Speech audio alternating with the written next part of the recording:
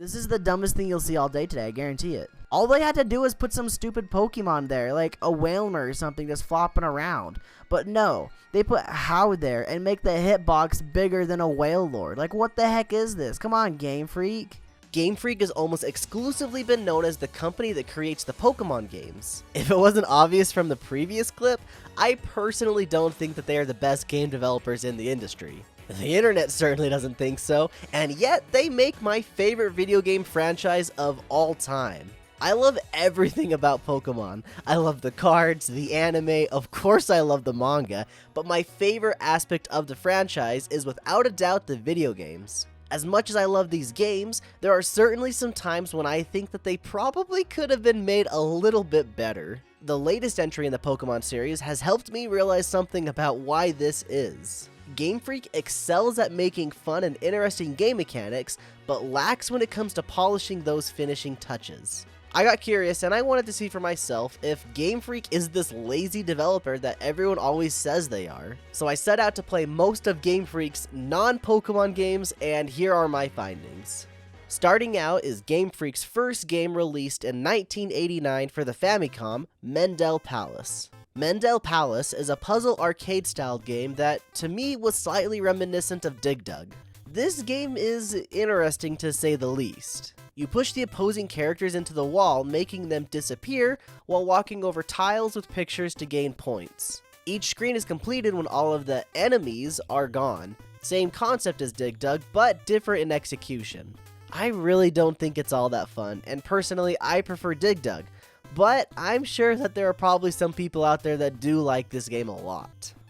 Pulseman was released in 1994 for the Sega Mega Drive. As someone who hasn't played a lot of action side-scrolling games, this one was pretty hard and not very forgiving. It isn't a bad game though. It's sorta like Mega Man, I guess, with an electricity gimmick. This is probably a good place to mention that in most of Game Freak's non-Pokemon games that I played, there was usually some type of gimmick that they seemed to have built the entire game around. In Pulseman, it was this electricity charge-up thing that would allow you to do a variety of moves. I wasn't really a fan of this game either, but that's probably due to me not being a fan of the genre as a whole. The art and the animations are pretty good though, and the music is a lot of fun.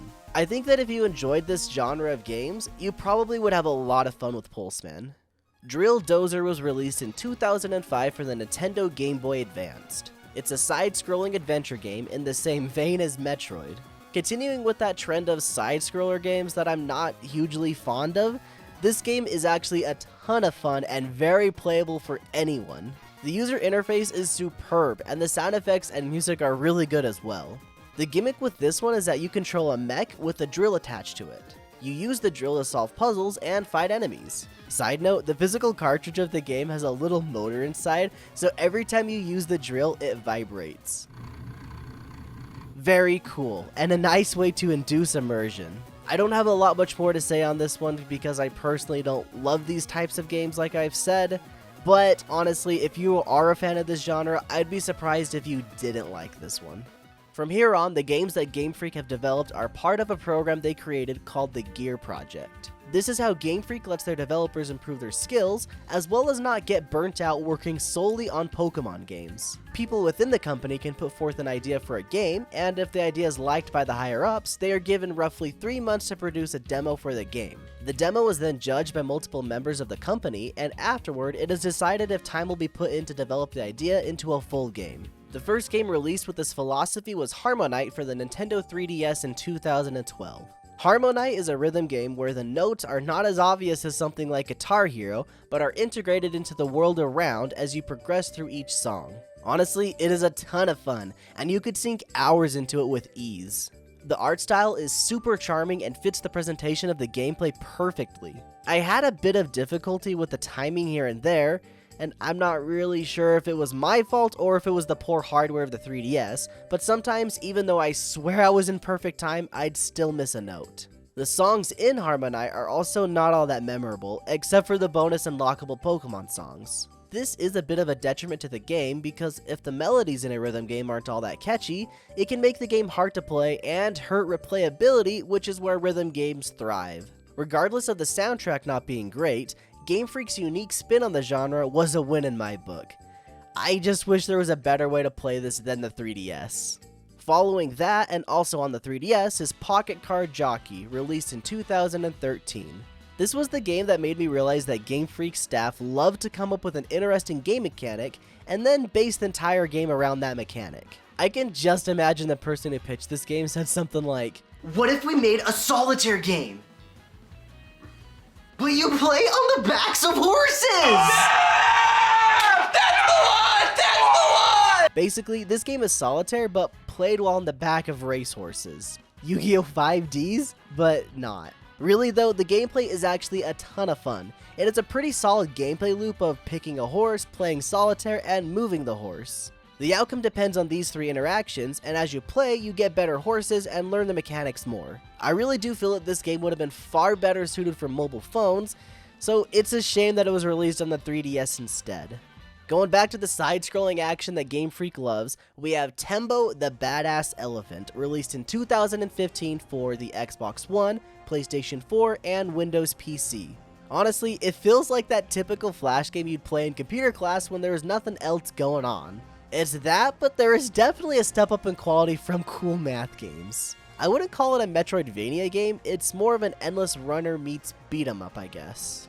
This game is the first that really feels like a Game Freak game, and by that, I mean some things just feel a bit off while others are done incredibly well. First off, the controls aren't as tight as you'd expect from a game like this, and there are some seemingly missing ideas or game mechanics. For example, there isn't a seamless way to go from rolling to dashing, and you'd think that that should be there. Also, there are some blatantly missing menu options, and the game is not that great on the PC, which is where I played it. That said, the art direction is incredible. I know I sound like a broken record, but honestly, most of Game Freak's non-Pokemon games have had really good art, and Tembo is no exception. The art style is very nice, and it's made better with the good lighting. All in all, this was very reminiscent of Drill Dozer for me, which is ironic because from what I can tell, there was zero overlap with the devs between those two games.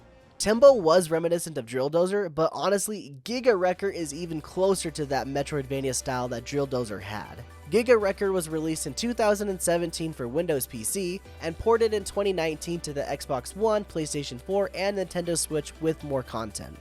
Giga Record is the best side-scroller Game Freak has put out to date. This game is way cool, and as someone who isn't a fan of the genre, I was blown away with it. I'm actually very surprised it didn't get all that popular with how much it has going for it. The gimmick is the best one Game Freak has used for the style of game, and it makes the puzzles so much more interesting and unique. It does have some hiccups though. Strangely enough, most of the issues I've had with Game Freak's non-Pokemon games have been with the user interface and user experience, which is weird because that's one of the aspects I think they get perfect in every Pokemon game. For example, in Giga Record, the default way to interact with the world is by pressing up on the joystick.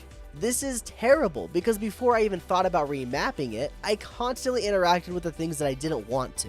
Gripes aside, the best part of this game has to be the level editor. Having a fun and unique gimmick is one thing, but then letting players use it to create their own levels really brought this all together. It's no Mario Maker in terms of creating levels, but when playing them, it's far better than Mario because you can choose what you want to play from the in-game level browser. I don't even like side-scrollers, but wow, this one was something else. Game Freak's most recent non-Pokemon game is Little Town Hero, released in 2019 for the Xbox One, PlayStation 4, Nintendo Switch, and Windows PC. This game is probably the most known of Game Freak's non-Pokemon games simply because of controversy. This game was released in the same year as Pokemon Sword and Shield, to the dismay of many fans. People were livid when they realized that Game Freak was dividing their studio to make side games like this one. Well, how was it then? Little Town Hero has a turn-based combat system that is closer to something like Hearthstone than a classic JRPG.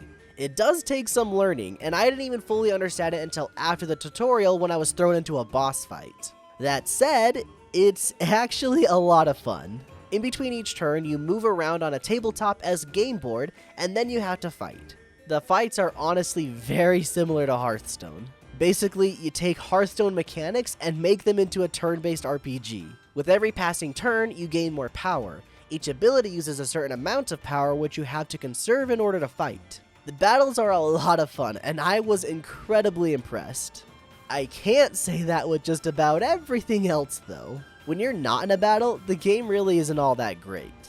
Why is the movement speed so damn slow? Like holy shit, it takes an hour to just move 5 feet. The main character's absentee dad is named Cole, and I don't know how to feel about that. The game just starts automatically without booting. No main menu, just play. This game really screams modern Game Freak to me. Interesting ideas, but severe lack of polish. People jog in place when you walk by them. It's clear to me that Game Freak's main goal when they create a video game is to make a fun and engaging game mechanic that anyone will enjoy.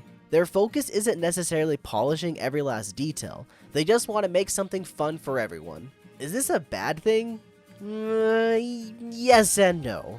I'm much happier playing games that are fun, but I'd also like the games I play to feel good too. Are they lazy? I doubt it. Could their games be better? Sure, of course they could, but I don't think the solution to all the problems is a very easy one to figure out. I'm no game developer, and even I can understand that. With everything said and done, I still think that the statement Game Freak excels at making fun and interesting game mechanics, but lack when it comes to polishing those finishing touches is spot on. They may be lacking in things here and there, but they do an incredible job in creating unique and most importantly, fun game mechanics. Hey everyone, thank you for watching our video on Game Freak's non-Pokemon games. If you liked the video, please like it and subscribe to the channel for more.